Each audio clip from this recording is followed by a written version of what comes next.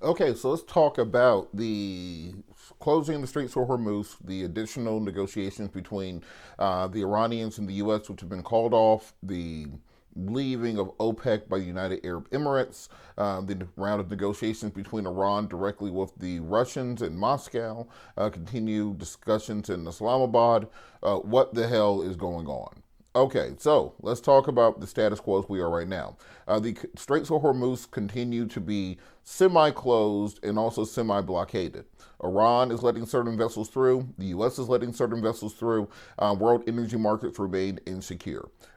Gas has now gone up to $4.17 a gallon on average across the United States. Brent crude is now at $111 a barrel on the international markets. Again, when Trump took office, it was at $62 a barrel. Where do we go from here? So essentially, the ceasefire between the United States and Iran is scheduled to expire this week. Additionally, the authorization the president has to conduct this war actually ends after 60 days, which will be on May the 1st. So he needs to wrap this war up very quickly. The problem is we haven't achieved any of the goals the White House has set out. We have not destroyed or obliterated the Iranian nuclear program. We have not actually overthrown the regime. If anything, we've created an even more hardline regime because now all the individuals who helped to negotiate the Obama nuclear deal back in 2015 are now either assassinated or no longer in power as a more radical part of the Iranian government controlled by the military. Now it seems to be pulling the strings when it comes to the diplomatic side as well. Further, Iran now has control of the Straits of Hormuz, something they did not have before the war.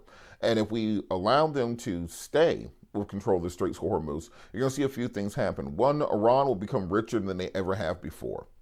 Right now, they're charging as much as $2 million per transit, per tanker or other vessel going through. Of course, at the pre war rates of transit, this would come out to something like $2.8 billion a year in additional revenue for the Iranian regime if we allow them to maintain that control. In addition to that, if Iran is able to use drones and high speed boats to essentially turn the Straits of Hormuz into a toll booth, you'll see the Houthis doing something very similar in the Bab al Mandab Strait, coming out of the Suez Canal and the Red Sea. You could also see something similar with Somali pirates around the Horn of Africa, charging ships for clear transit. What are now clean and clear international waterways will soon become heavily militarized zones where essentially shipping companies will have to pay ransom to transit through, which of course will make things more pricey for consumers on the global market. This will inevitably lead to additional military conflict between the world's great powers, the petrostates, because economics is what drives warfare. So that status quo cannot exist. The Iranians have made the suggestion of let's negotiate to reopen the Straits of Hormuz in the blockade by the U.S. and then separate the nuclear discussions and the military discussions to something that can happen at a later date. Clearly, this will be untenable for the Trump administration because, one, the main leverage they have in any nuclear negotiations currently is the blockade of the Straits of Hormuz beyond the Iranian control of the Strait of Hormuz. Secondarily, this will allow the Iranian regime time. Let's say it takes 6 months to work on an agreement. Let's say it takes a year to work on a nuclear agreement. Well, in that time, the Iranians will have had the opportunity to dig out Isfahan, to dig out Fatam, to dig out the other nuclear facilities that have been struck by U.S. bunker busters, and potentially retrieve much of the enriched uranium that has been enriched nearly to a weapons grade status. Even in small batches, let's say they don't get the nearly ton that people believe exists. Let's say they just are able to recover enough and enrich enough just to create one nuclear bomb. Just remember that nuclear bombs are World War II technology.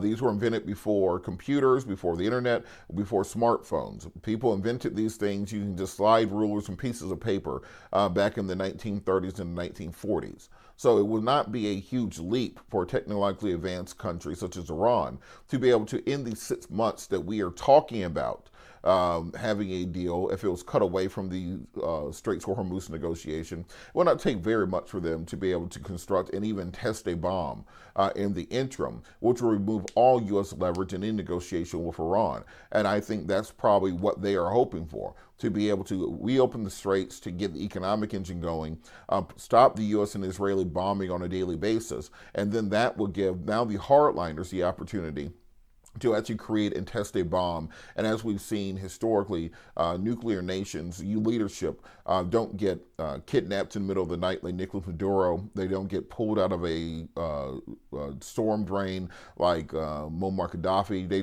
don't get executed on live TV like Saddam Hussein. Nuclear nations get treated like Vladimir Putin. They get treated like Kim Jong-un. And that's what Iran is counting on. So I don't think the Trump administration will agree to bifurcate or separate these parts of the negotiations. What I do think we'll see is a ceasefire that is continued indefinitely while they try working towards an ultimate deal. Reason being that even though this war or this blockade is currently costing Iran upwards of $500 million a day, executing this war has cost the U.S. over $1 billion a day. If you look at the damage to U.S. bases in the region, 13 bases made inoperable. New reports coming out talking about just the extent of the Iranian ballistic missile and drone strikes in the beginning days of the war paint a stark picture of the unpreparedness of U.S. defenses within the region. It's as if they had no idea they were going to war, and this was just pulled out of a hat by the military leadership in the Pentagon and in the White House. Additionally, look at the aircraft losses that we've seen during the course of this conflict.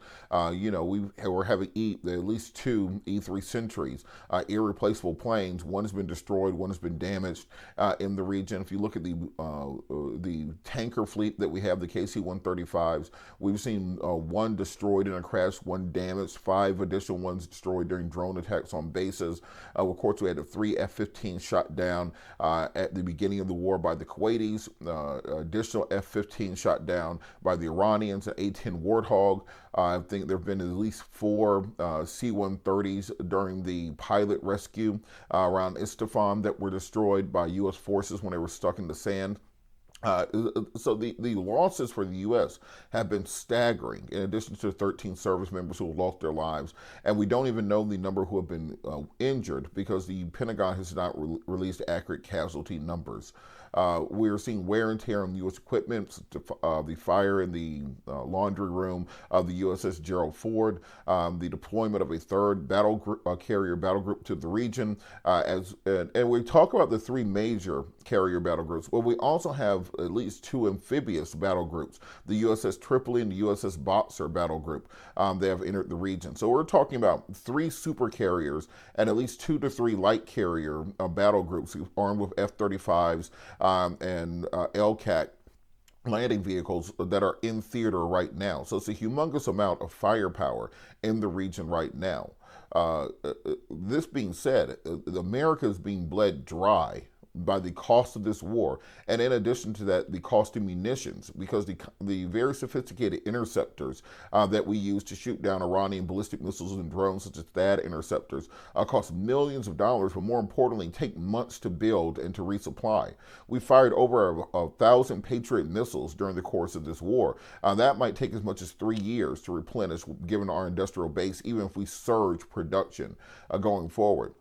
Most importantly, Iran has made very specific efforts to target, through both Russian and Chinese satellite assistance in targeting, to target things such as THAAD missile battery radar stations, Patriot radar stations. Even if you have the interceptors, if you don't have the multi-billion-dollar radar systems that are used to track these ballistic missiles and these incoming threats, and then triangulate in such a way to be able to intercept them with the interceptors, particularly with the THAAD system, where you're talking about suborbital intercepts of ballistic missiles exiting the atmosphere. You destroy the radar, those things can take years to rebuild. So the economics of the war don't work for either the U.S. or for Iran. So my prediction is that we will see a continuing of the ceasefire indefinitely. Trump is not going to go after the infrastructure of Iran. The famous tweet that he's going to destroy their civilization, bomb them back to the Stone Age, destroy their roads and bridges, etc.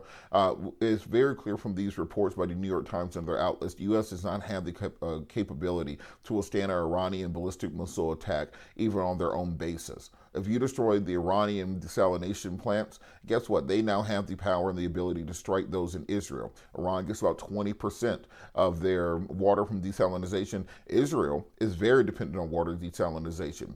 They will do this throughout the region. UAE, Qatar, Saudi Arabia, any nation that houses a U.S. base, Kuwait, Iraq, etc., crippling, creating a massive humanitarian crisis, famine throughout the region. Iran still has yet to even target the Suez Canal, which many people thought they would do in the same time that they shut down the Straits of Hormuz. If you shut down the Suez Canal, shut down the Straits of Hormuz, you've now changed the geostrategic calculus for any nation that's entering into this. So we're now at the end of brinksmanship. We're now talking about a situation that would not just be the destruction of Iranian civilization, but would severely degrade global not just business interests, but create a massive humanitarian crisis, starvation throughout many regions of the world, fuel crises if you shut down these vital shipping lanes, and the abrogation of international law will make business uncertainty to the point that we could see a global depression. And I'm sure this has all been war gamed out for the president, and now they have a full explanation of exactly what happens. We are now past the point of Twitter diplomacy, brash statements. You're not seeing the AI videos from the White House anymore showing explosions and rock and roll music. I think it's setting into them just how somber and how serious the situation they've put us into is. And that's why it's crucial for them to find an exit plan. So we're going to see the ceasefire extended indefinitely.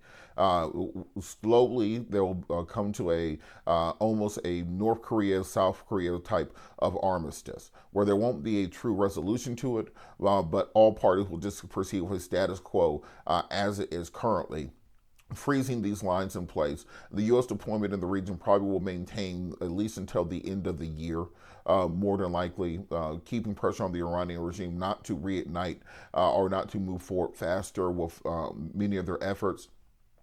It's very likely that we will see a negotiated settlement to this sometime during the summer, with the U.S. making major concessions and more than likely ending up in a weaker position than we were prior to this war. There's a reason that 7 presidents before this never decided to take this step. And there's a reason the Iranians have been preparing for this very moment for the better part of the last 50 years.